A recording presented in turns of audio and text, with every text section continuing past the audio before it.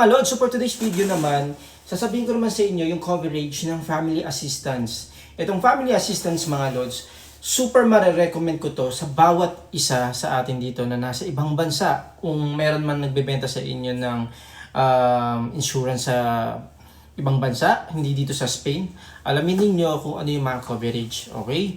Pero ito, diretsahan na tayo. Ito na yung mga coverage ng family assistance. Tinawag siyang family assistance o yung kilala natin tinatawag na death insurance kasi kapag merong mangyari man sa atin, for example, tulad ko na lang yung sarili ko. Kung sakaling may mangyari sa akin dito sa Spain, sa ibang bansa, wala nang iisipin ng pamilya ko sa lahat ng gastusin pinansyal. Okay? Ayun yung dahilan kung bakit siya tinawag na family assistance.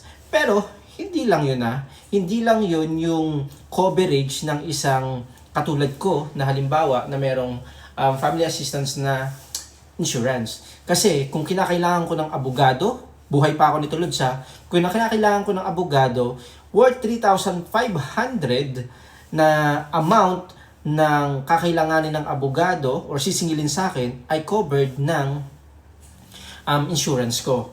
At kapag lumagpas ng 3,500 mga Lods, ayun na lang yung babayaran ninyo. Isa yun.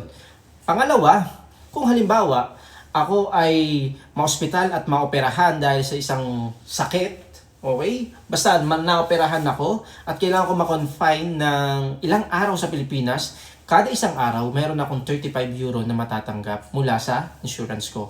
Kung 10 days ako na mako-confine sa hospital, meron akong 350 euro. So, ita-times nyo lang yan sa ilang araw kayo. Yung 35, ita-times nyo lang sa ilang araw kayo na confine sa hospital. Next, yung sa travel assistance naman, pangatlo na tayo Kung halimbawa, meron akong naka-schedule na flight papunta Pilipinas at hindi ako nakalipad dahil sa isang emergency na bagay, dapat valid yung reason, yung binayad ko sa ticket ay ibabalik sa akin ng insurance na to. At kung halimbawa, hindi dumating sa takdang oras yung aking maleta or nawala, babayaran yon ng insurance ko. And dito sa family assistance, meron ding pre-dental cleaning mga Lods sa mga kapartner ng insurance na to. So po pwede kayong magpa-dental cleaning. So ito naman mga Lods, kung sakali na maging cause of death ng isang insured ay aksidente, merong makukuha na amount yung aking benepisyaryo. At kung sakaling hindi na ako makapagtrabaho dahil sa aksidente, yung 50% ng amount ng coverage ko ay agad-agad ibibigay sa akin. Tapos, insured ka pa rin nun mga Lods kasi 50% lang yung binigay sa'yo. So tuloy-tuloy pa rin yung insurance mo nun. Pero kailangan, syempre, babayaran natin to. And the last one is yung tinatawag na repatriation. Kung sakaling may mangyari sa akin dito sa Spain, kung gusto ko man dito ilibing sa Spain, covered nila 10 years sa sementeryo, tanataryo, or di kaya yung kilala natin sa Pilipinas na St. Peter, covered din nila yun dito. Worth 5,600 to be exact. Hindi ako nagkakamali, nasa ganong amount. Tapos, kung gusto ko naman sa Pilipinas, lahat ng kakailanganin o gagastusin para maidala yung katawan ko sa Pilipinas, sagot ng insurance ko. Pero paano kung halimbawa, mag-isa lang ako dito as in wala akong kapamilya? Paano mabe-verify ng taga Pilipinas na katawan ko talaga yon? So merong representative mula sa Pilipinas or kamag-anak na po pwedeng papuntahin dito at lahat ng gastos ng representative na yon mula Pilipinas papunta ng Spain, Spain papunta ng Pilipinas, gagastosin. At hindi lang hanggang airport yung assistance ng insurance na to. Hanggang sa kung saan man ikaw nakatira, kung saan man gusto mo ilagi yung iyong katawan.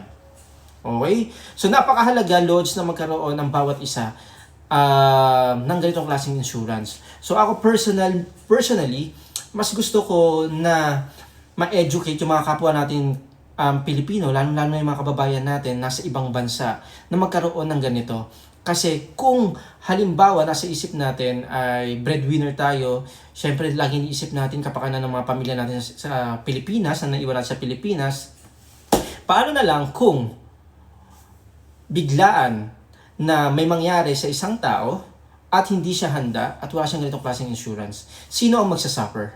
Siyempre, ang magsasuffer nito ay ang family pagdating sa pinansyal. Maliban na lang kung may tutulong sa ating gobyerno na maaaring makatulong sa atin makauwi sa Pilipinas.